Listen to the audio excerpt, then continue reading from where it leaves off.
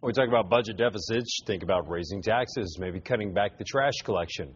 But what about putting people out on the street? One D.C. council member is sounding the alarm that if crucial funding is cut from the homeless services budget, families will be kicked out onto the streets.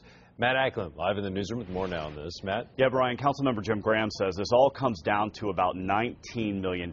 He says there are roughly about 1,200 adults who receive homeless services, and many of them have kids. Graham believes the budget cuts on the table will force all homeless shelters to shut down. The only time they'll be open is if it is freezing outside.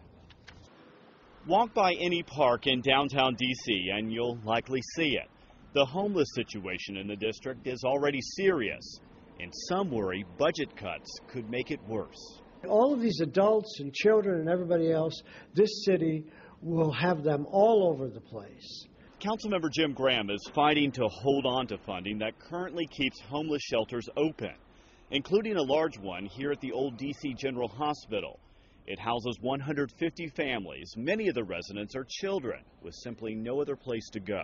Even something as basic as D.C. General is a home right now, and it's better than nothing. Alyssa Hammond and her daughter Yulani currently live at D.C. General. I was having problems and stuff, so we ended up coming here. Alyssa says she didn't know where to turn. She's pregnant with her second child and trying to get back on her feet. Please keep the shelter because there's a lot of people that need help and housing and stuff. Graham says budget cuts would also do away with critical services like the hypothermia vans.